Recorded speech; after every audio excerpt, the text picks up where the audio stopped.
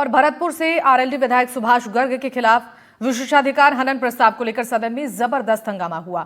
मुख्य सचेतक जोगेश्वर गर्ग के प्रस्ताव पेश करने को लेकर विपक्ष ने कड़ा विरोध किया और सदन में नारेबाजी के बीच वॉकआउट कर दिया गया।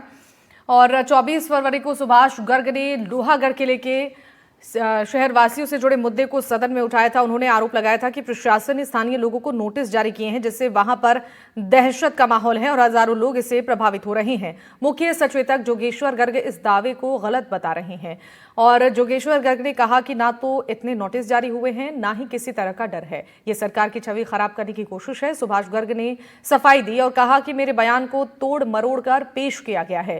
विधानसभा में जवाब देते हुए गर्ग ने कहा कि उनके बयानों को जानबूझकर गलत तरीके से पेश किया गया। उन्होंने कहा कि मैंने सिर्फ प्रशासन द्वारा जारी किए गए नोटिस पर सवाल उठाया था, जिसमें आर्कियोलॉजिकल डिपार्टमेंट भी शामिल है।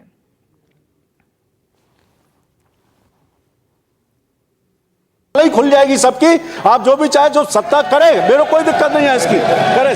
देखिए, मैंने पक्ष के प्रस्तावक के विपक्ष के नेताओं के प्रकार का कोई नोटिस दोनों नहीं चलेगा, झूठा मामला नई परिपाटी कार्रवाई होनी चाहिए। बीजेपी वाले हम झूठा मामला तो विषय आएगा। एक एक कक्षों का विशेषाधिकार हनन हो रहा है, फिर तो माननीय सदस्य कोई बात नहीं उठा पाएंगे यहाँ पे। ये क्या बात होगी भाई? यानी आप हमारी आवाज दबाना चाहते हो, हम कोई मामला ही नहीं उठा पाए? ये तो बात अध्यक्ष। भरतपुर से आने वाले माननीय सदस्य ने सदन में जो बात स्थगन प्रस्ताव के माध्यम से रखी थी, उसमें तथ्यों को तोड़ मरोड़ कर पेश किया गया।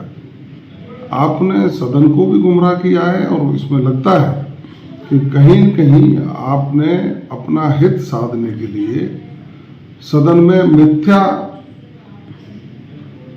तथ्यों को पेश किया है, जो सदन की गरिमा के और परंपराओं के भी खिलाफ है, नियमों के भी खिलाफ है।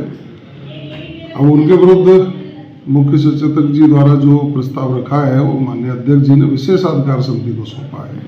विशेषाधिकार समिति जांच कर लेगी और जांच करके जो निर्णय करेगी उसके आगे कार्रवाई होगी। आज जिस प्रकार से सदन के अंदर एक और काला अध्याय जुड़ गया है कि माननीय सदस्य कोई जनता की आवाज को भी नहीं उठा सके, इसके लिए विशेषाधिकार हनन का नोटिस 52 से लेकर आज तक पहली बार ऐसा हुआ है कि किसी माननीय सदस्य को स्थगन प्रस्ताव के ऊपर जनता की आवाज उठाने पर नोटिस दिया गया हो और नोटिस के अंदर जो बातें कही गई हैं वो जिस प्रकार से आवाज को दबाने के अलावा कुछ साबित नहीं करती है।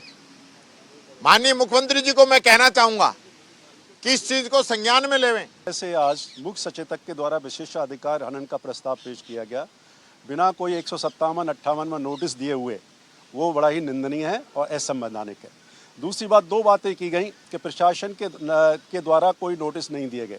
मैंने उठ करके भी कहा कि प्रशासन में केवल नगर निगम नहीं आता है, जिला कलेक्टर भी आता है, आर्कियोलॉजिकल जो सर्वे है राजस्थान का पुरातत्व विभाग वो भी आता है। और मैं आपको बताना चाहता हूँ, ये नोटिस मैं आपके सामने दिखा रहा हूँ, जो जिला कलेक्टर के द्वारा वहाँ जो गायत्री पीठ शक्ति है वहाँ उसके आसपास और कुछ लोग जूडो कराटे चलाते हैं, उनको नोटिस दिया गया है। कोई बात नहीं तो मुझको नोटिस दिया जाता, पहले जांच एक कमेटी बनाते कि वास्तव में विशेषाधिकार हनन, वो भी उल्टा। हमेशा जो संबंधित विधायक लाता है विशेषाधिकार हनन का नोटिस। ये पहली बार देखने को मिल रहा है कि सरकारी जो मुख्य सचेतक हैं वो विशेषाधिकार लाएं।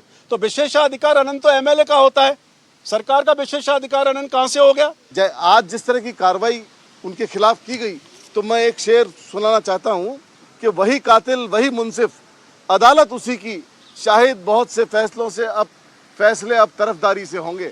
तो अगर इस तरह से फैसले होंगे तो कोई भी विधायक अपने जनता की आवाज़ इस विधानसभा में उठा नहीं पाएगा।